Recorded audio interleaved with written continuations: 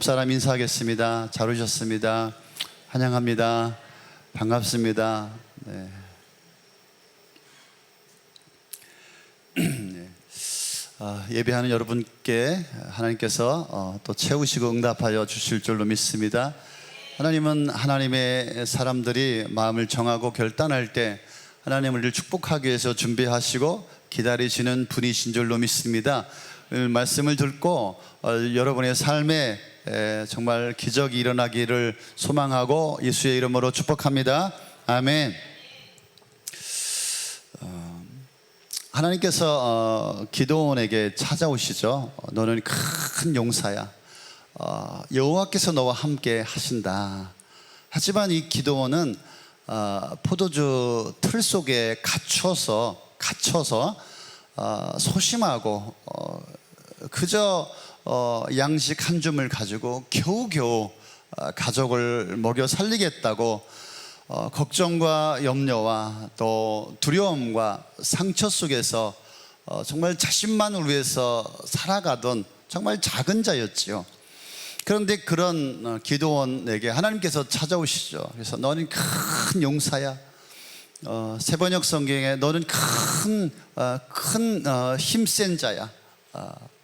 그에게 어울리지 않는 하나님께서 말씀을 하여 주시고 그를 불러 주십니다. 하지만 이 말을 들은 기드온은 자신이 아무리 생각해 봐도 자신이 쓰임받기에 너무나 부족하다고 한 사실을 알기에 하나님 앞에 표징을 구합니다. 그리고 하나님은 그에게 증거를 주셨고, 그래서 기드온은 믿음으로 큰 용사라고 하는 사실을 믿음으로 받아들이고 그렇게 큰 용사로서의 삶을 결단하게 됩니다.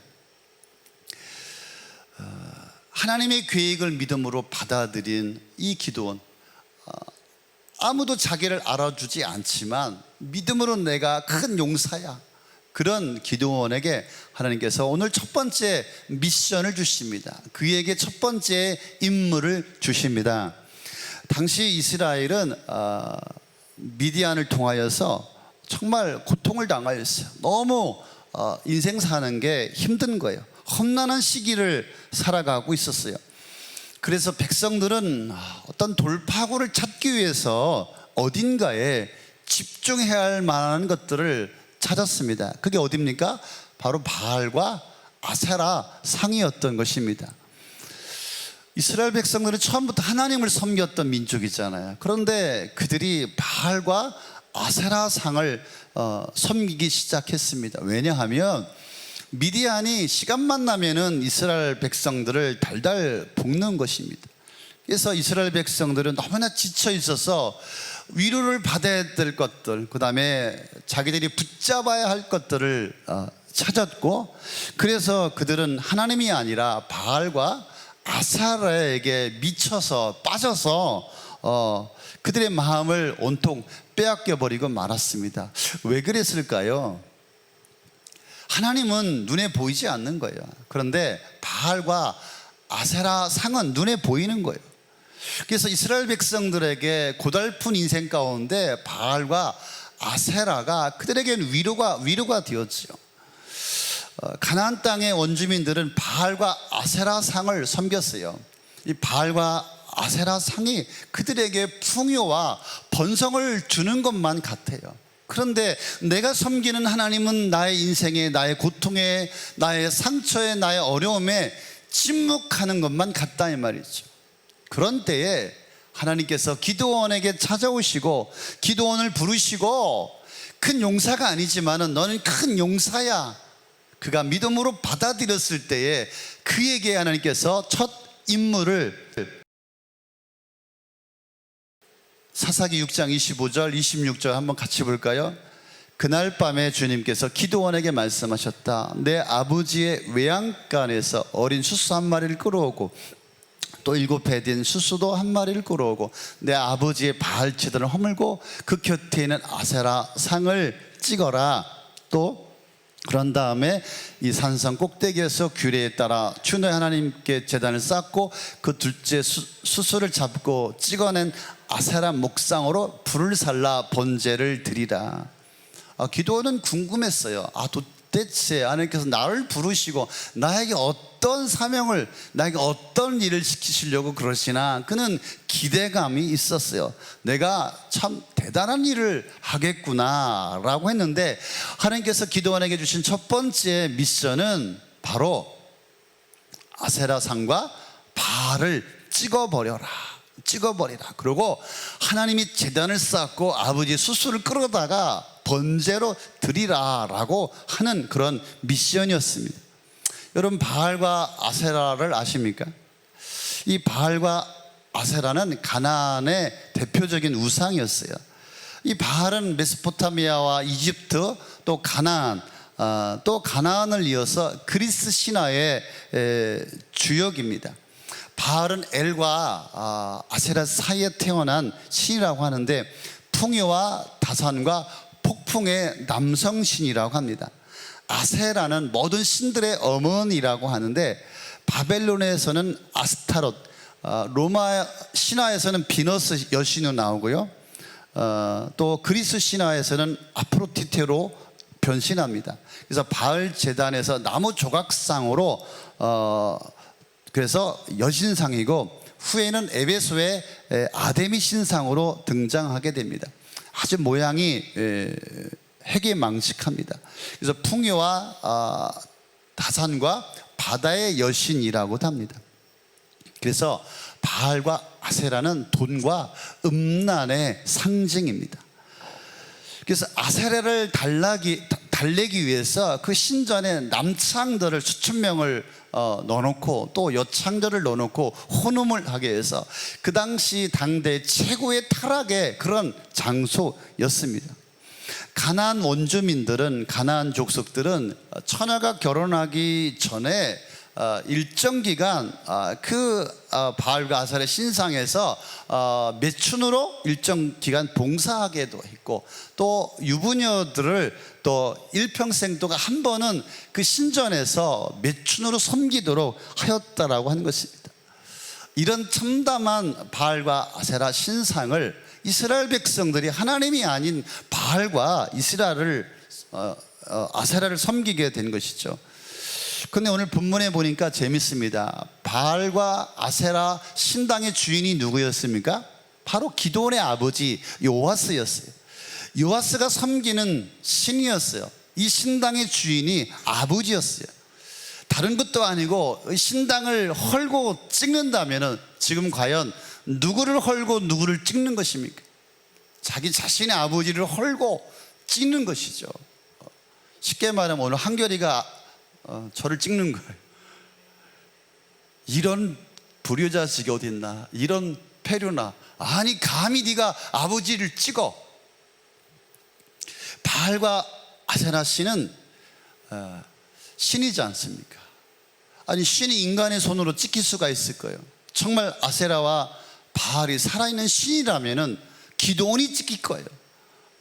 기드온이 아마 죽임을 당했을 것입니다. 지금 온 이스라엘 백성들이 바알과 아세라에 미쳐 있어요. 눈만 뜨면은 바알과 아세라를 찾는 거예요. 그 성읍 모든 사람들이 밤낮으로 달려가 매일 찾는 장소가 바로 바알과 아세라 신전이었어요. 이 사람들의 눈과 귀를 피해서 기드온이 그 산당을 찍어낼 수가 있겠습니까? 하나님께서 기드온에게 찍으라고 할 때 어떻게 들렸을까요? 마치 아마 자신을 찍으라고 하는 그런 소리로 들리지 않았을까요? 마치 우리 아버지와 우리 가족을 찍으라고 하는 소리로 들리지 않았을까요? 그는 감히 두렵고 그는 도저히 용기가 나지 않았을 것 같습니다. 기드온을 큰 용사로 부르신 하나님께서 먼저 하나님은 바알과 아세라를 찍으라고 하신 것은 이스라엘 자손이 지금 타락하게 된 원인을 제거하라고 하는 것입니다. 이스라엘 민족이 미디안으로부터 지금 고통을 당하고 있습니다. 이렇게 고통을 당하고 있는 이유가 하나님을 섬기지 않고 바알과 아세라를 섬겼기 때문에 바알과 아세라를 제거함으로 하나님과의 관계를 회복시키고 미디안의 손해로부터 이스라엘 민족을 구원하라고 하는 하나님의 계획이요, 그 구원의 길을 열도록 하나님께서 하신 것이죠. 이런 하나님의 뜻과 하나님의 마음과 심정을 알게 된 기드온이 어떻게 합니까? 또 믿음으로 바알과 아세라 상을 찍기로 결단하고 행동합니다. 여러분, 믿음이라고 하는 것은 결단하고 행동하는 것입니다. 할렐루야. 기드온은 총 10명을 골라서 낮에는 두려우니까 밤에 이 산당을 헐고 찍으러 올라갔습니다. 10명씩이나 데리고 갔다라고 하는 것은 이 바알과 아세라 상의 규모가 상당했다라고 하는 것입니다. 또한 날이 새기 전에 이 바알과 아세라 상을 다 찍어야 했기 때문에 많은 손이 필요했고요. 근데 평소에 그들은 누구를 섬겼습니까? 그 종들도 전부 다 바로 바알과 아세라 상을 섬겼기 때문에, 숭배했기 때문에 늦은 밤 조용히 그 산당에 접근하여서 그동안 자신들이 섬겨온 이 산당을 찍어낸다는 것은 그들에게서 참 두려운 일이었고요. 그 종들의 심정이 어떠했겠습니까? 그런데 기드온과 종들이 밤새 바알과 아세라 상을 찍을 때 아무도 방해하는 사람이 없었어요. 이상하지 않습니까? 정막이 흐르는 그 깜깜한 밤에 바알과 아세라를 찍는 그 도끼 소리가, 무너져 내리는 신당의 소음이 잠자던 사람들을 얼마든지 깨울 수 있지 않았겠습니까? 또한 한밤중에 그런 요란한 소리 때문에 짐승들의 소리가, 제 원고에는 짐승의 울음소리라고 했는데 사실은 개새끼죠. 죄송합니다. 개들이 막 짖는 소리가, 그러면 사람들의 관심을 받기에 충분하지 않았겠습니까? 그런데 바알과 이 아세라 상이 찍혀 나갈 때까지 단 한 사람도 이 소리를 듣거나 방해하는, 달려온 자가 없었다라고 하는 것입니다. 어떻게 이런 일이 가능했겠습니까?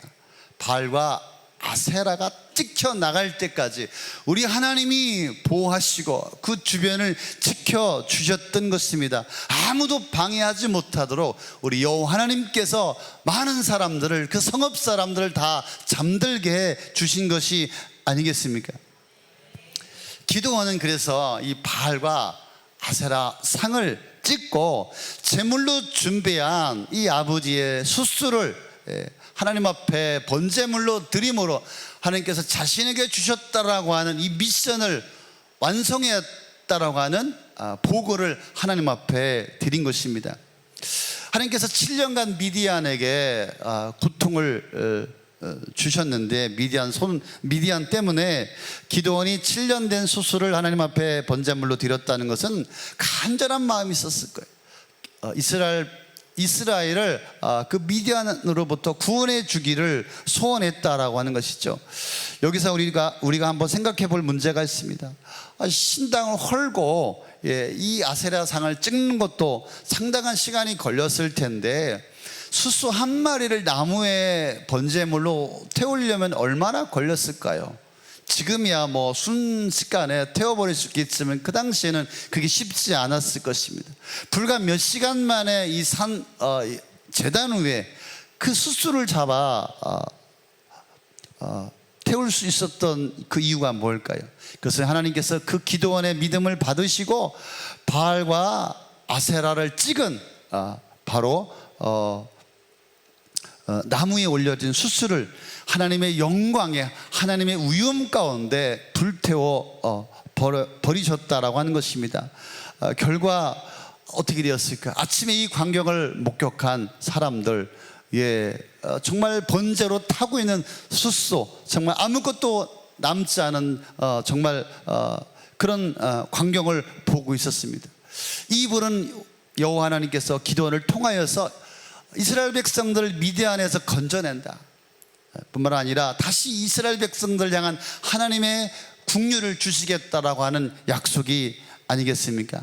그래서 어떠한 일이 일어났습니까? 기드온의 그 결단으로 기적이 일어났습니다. 어떤 기적이 일어났습니까? 바알 선지자였던 아버지가 변했어요.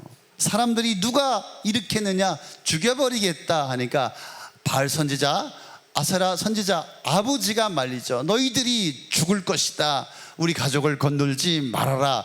왜 그렇게 변했을까요? 바알과 아세라 신이 진짜 신이었다면 너희들이 어떻게 헐리고 찢길 수 있겠느냐, 너희들이 어떻게 가만히 있었냐라고 하는 것이죠. 바알과 아세라가 거짓 신임을 드러나게 되었던 것이죠. 그래서 아버지가 변하게 되었어요. 또 어떤 일이 있습니까? 온 가족이 무사하게 되었습니다. 아무도 그의 가족을 건드릴 수가 없었어. 왜? 하나님의 위엄이 그들을 보호하고 지키고 있기 때문에 그렇습니다. 결론은 어떻게 되었습니까? 드디어 기드온이 여룻바알이라고 하는 이런 기드온의 존재가 이스라엘 백성들에게 드러나게 되었습니다. 지금까지는 기드온이 비리비리한 인생이었어요. 소심하고 자꾸 맨날 상처받고 늘 이렇게 연약한 그런 작은 자였어요. 그런데 오늘 보니까 여룻바알이다. 바알과 다투어 이긴 자다. 바알을 이긴 자다.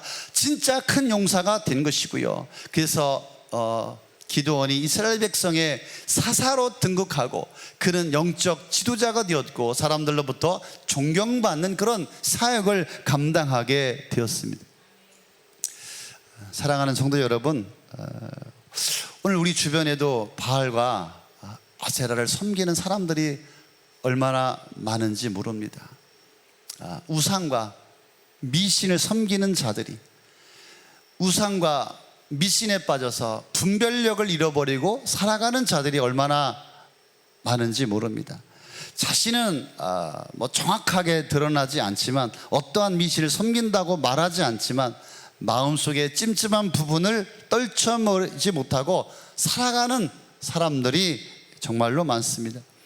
불신자는 말할 것도 없습니다. 오늘 신자까지도 미신적인 것에 매달려서 탈출하지 못한, 거기서 헤어나오지 못하는 사람들이 적지 않다.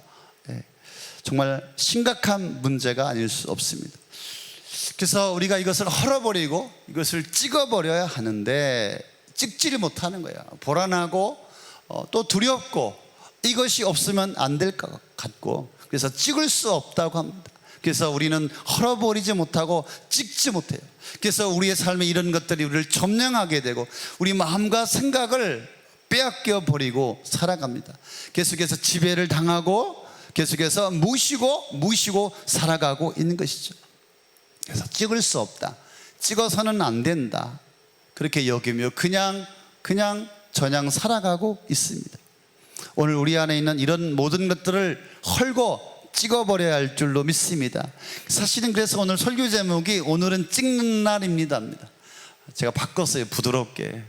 기적을 여는 사람. 원래는 설교 제목이 오늘은 찍는 날입니다. 여러분, 오늘은 헐고 찍는 날입니다. 내 안에 우상, 내 안에 미신, 내 안에 하나님 앞에 합당하지 못한 것들을 오늘 헐어버리고 찍는 날입니다. 이런 것들을 찍으려면 우리가 칼이나 도끼가 필요한 것이 아닙니다. 우리에게 무엇이 필요합니까? 우리에게 필요한 것은 바로 믿음인 줄로 믿습니다. 믿음으로 찍어버려야 되는 것입니다. 오직 믿음만이 내 안에 불편한 것들을 찍어낼 수가 있습니다. 그래서 믿음의 사람은 찍는 사람이다. 그래서 오늘 찍지 않으면 다시는 찍을 수가 없다. 그래서 오늘 찍지 않으면 나의 삶이 회복되지 않을 수도 있다. 여러분, 우리가 하나님을 믿는다는 것은 변화가 있다라고 하는 거예요. 기적이 있다라고 하는 거예요. 하나님의 축복이 나의 삶에 드러난다라고 하는 것입니다. 그런데 내가 여전히 헐지 못하고 찍지 못하여 내 마음에 우상을 섬기고 있기 때문에 여전히 신앙생활을 하면서도 여전히 우울하고 슬프고 괴롭고 걱정이요, 염려요, 불평이요, 우리의 삶이 회복되지 않을 수도 있다라고 하는 것입니다. 그래서 찍어야 할 것을 찍어야 삶의 길이 열리게 될 줄로 믿습니다. 그래서 우리의 신앙을 무너뜨리는, 우리의 영성을 무너뜨리는, 우리의 믿음을 방해하는 방해 요소가 무엇입니까? 그것을 우리가 찍어버려야 합니다. 제가 유튜브에 보니까 내가 무속인이었을 때 내 손님의 70%는 크리스천이었다. 강남의 최고의 무당, 최고의 무당이 하는 말이에요. 70%는 크리스천이었다. 그래서 아직도 우리가 믿음의 사람임에도 불구하고 이렇게 사단의 속임수에 빠져서 사로잡혀서 살아가는 자들이 얼마나 많은지 모릅니다. 어떤 게 있을까요? 점, 궁합, 사주, 뭐 손 없는 날 이사 가야 한다. 오늘의 운세, 헐고 찍어야 합니다. 아유, 권사님, 집사님들이 뭐 어디서 뭘 보고 와가지고서 뭐 조심하래. 미치고 환장을 노리십니다. 심지어 교회를 바꾸래. 양다리 걸치고 있다가 다리가장이 찢어지는 겁니다. 신앙생활 하면서 이런 미신적인 요소들을 쫓아 살아가고 있는 것이죠. 그렇구나. 우리 사랑하는 성도님들, 이런 것을 찍어야 그의 인생의 기적이 일어나는데, 그의 삶의 변화가 있는데, 신앙생활을 해도 헛수고구나. 이것을 찍지 못하면 아무리 봉사해도, 아무리 예물을 드려도, 아무리 헌신하여도, 아무리 신앙생활 하여도 제자리다 이 말이죠. 제자리다. 여전히 제자리야. 오늘 찍어버릴 수 있기를 바랍니다. 따라서 하면 좋을 것 같은데 따라하지 마시고요. 제가 하겠습니다. 무슨 일이 있어도 점치러 가지 맙시다. 사주팔자 궁합 보지 맙시다. 손 없는 날 이사하는 일 하지 맙시다. 집 사고 차 사고 뭐 부적 붙이고 뭐 명태다가리 뭐 붙이고 몸에다 뭐 부적 붙이고 다니고 뭐 자리 뭐 연연하는 거 하지 마십시오. 신문 보면서 오늘의 운세, 우리 젊은이들 핸드폰으로 오늘의 운세 꼭 아침 보고서 시작을 하지. 큐티 보고 시작해야 되는데 오늘의 운세를 보고서,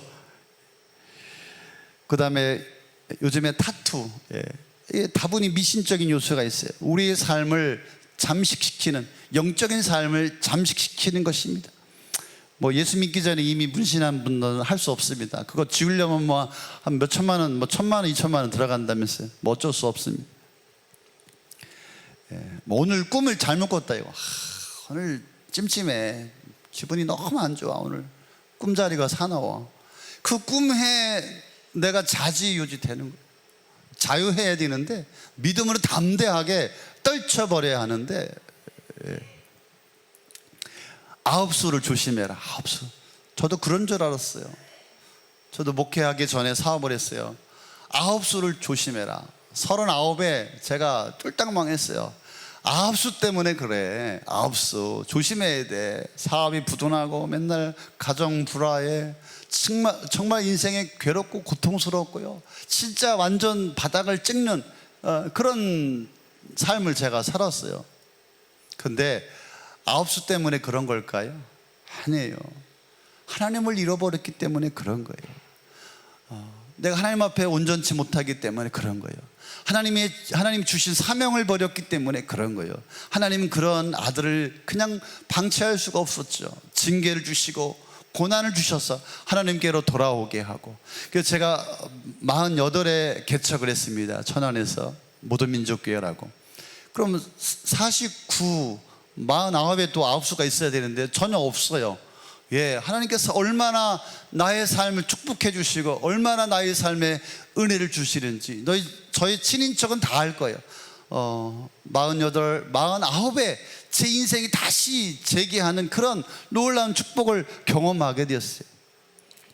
아홉수 때문에 그런 게 아니라 하나님과의 관계 문제, 하나님과의 관계가 회복되어지면은 하나님의 축복이 부어지고 그 인생에 하나님의 기적이 일어나게 되는 것입니다.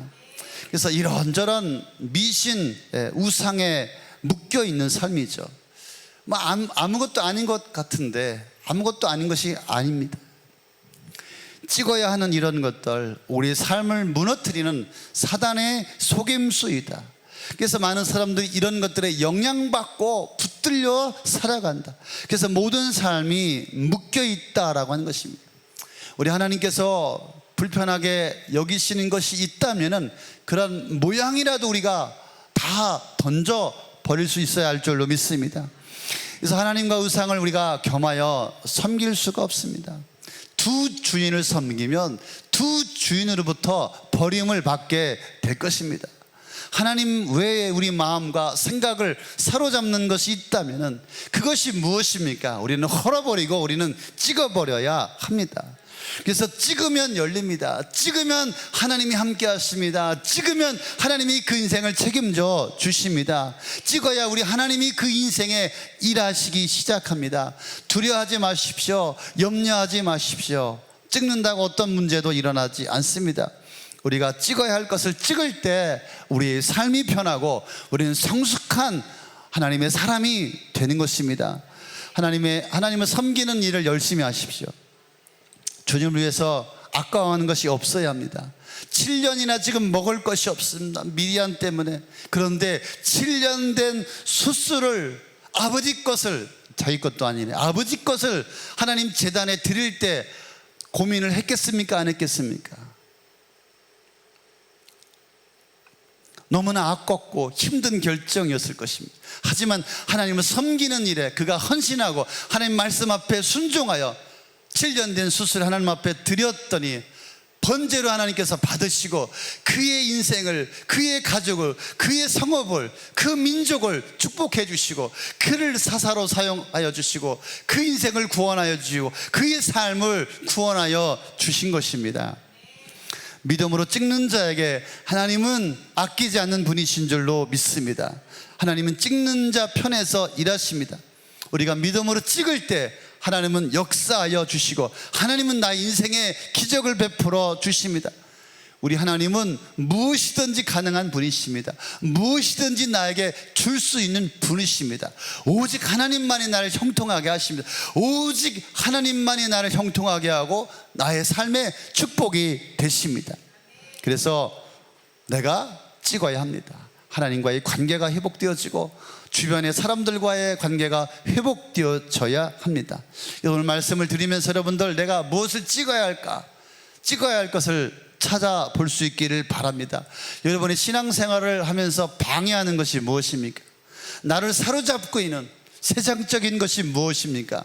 구체적으로 헐고 찍으시기를 바랍니다. 찍을 때 길이 열리고 찍을 때 역사가 일어납니다. 할렐루야. 34절에 보니까 찍었더니 주님의 영이 기드온에게 함께하여서 그를 따르는 자들이 많았다. 계속해서 수많은 사람들이 이제 자꾸 소심하고 연약한 기드온을 따르게 되는 것입니다. 하나님의 영이 기드온과 함께하였다. 할렐루야.